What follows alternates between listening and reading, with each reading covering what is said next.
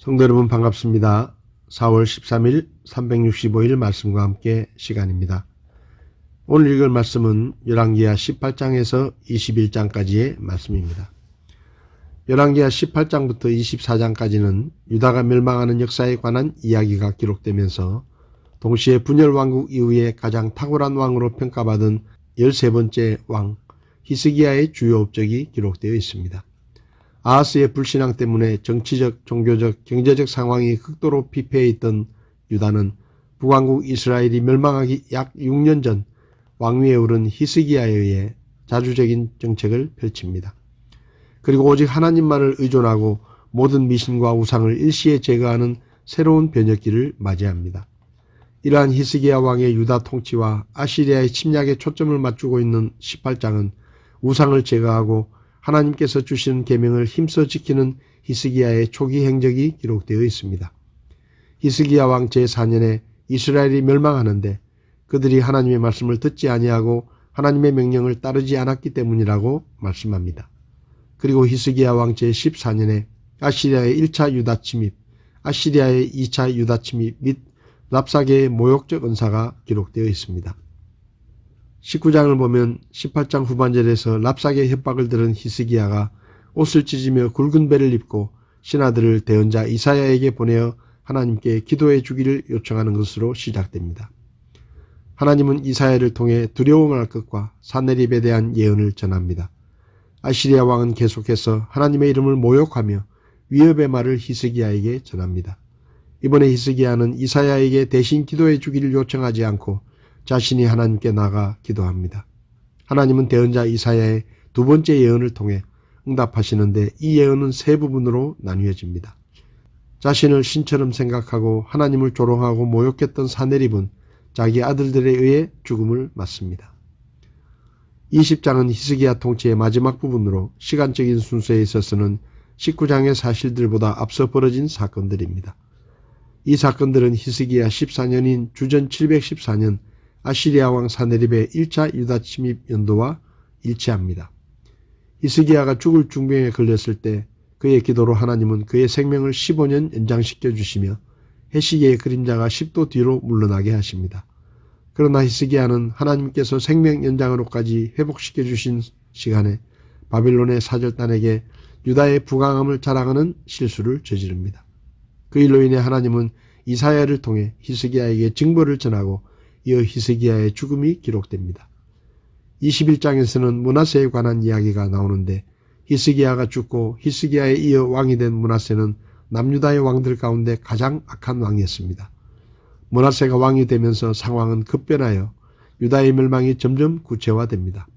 므낫세는 아버지 히스기야가 헐어버린 산당들을 다시 세우며 아합과 같이 바알 제단을 쌓으며 우상 숭배를 하며 갖가지의 악행을 저지릅니다.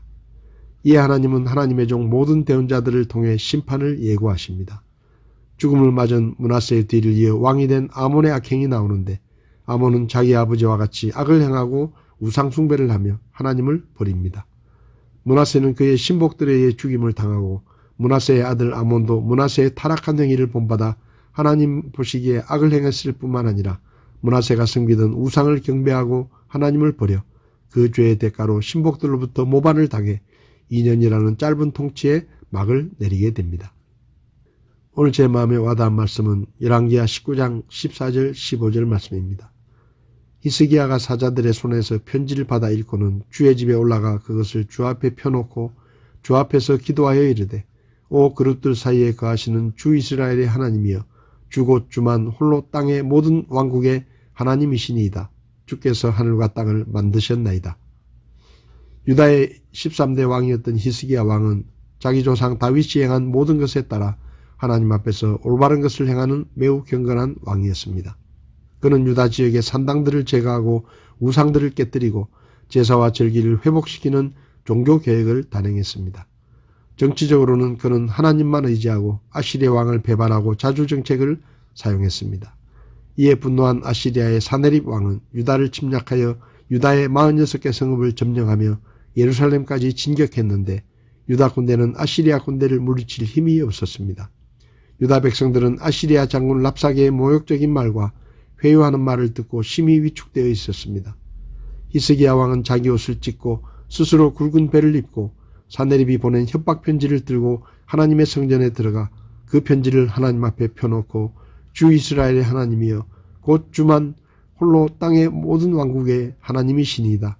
주께서 하늘과 땅을 만드셨나이다. 하나님이여 간절히 구하오니 이제 우리를 아시리아의 손에서 구원하시고 그 땅의 모든 왕국이 주 곧 오직 주만 하나님이신 줄 알리이다. 라고 부르짖었습니다. 하나님께서는 히스기야의 기도를 들으시고 천사를 보내어 아시리아 군대를 치셔서 18만 5천 명을 죽이셨고 사네립은 군대를 철수하여 아시리아로 돌아갔습니다. 성도 여러분, 히스기야 왕은 자신의 힘으로 물리칠 수 없는 아시리아의 침략 앞에서 하나님의 성전에 들어가 사네립의 편지를 펴놓고 구원을 위해 기도하는 것을 선택했습니다. 인생을 살다 보면 우리 힘으로 감당할 수 없는 어려움을 만나기도 하고 우리의 지혜로 해결할 수 없는 문제를 만나기도 합니다. 억울한 일을 당할 때도 있고 위협을 받을 때도 있습니다. 하나님께서는 우리가 그런 형편에 처했을 때 하나님께 도움을 청하면 우리를 도와주시겠다고 약속하셨습니다. 성경은 하나님께서 그 약속을 어떻게 지키셨는지를 보여주는 증거들을 모아 기록한 책입니다. 혹시 여러분에게 여러분의 힘과 지혜로 해결할 수 없는 어려움과 힘든 일이 있다면 그 문제를 혼자서 씨름하지 마시고 하나님께 나아가 편지를 펴놓고 하나님께 부르짖었던 히스기야처럼 여러분의 문제와 여러분의 어려움을 하나님 앞에 내어놓고 하나님께 도움을 청하시기 바랍니다. 그러면 선하신 하나님께서, 우리 아버지이신 하나님께서 친히 우리를 도와주셔서 우리의 문제를 해결해 주실 것입니다. 4월 13일 365일 말씀과 함께 오늘도 함께 해주셔서 감사합니다.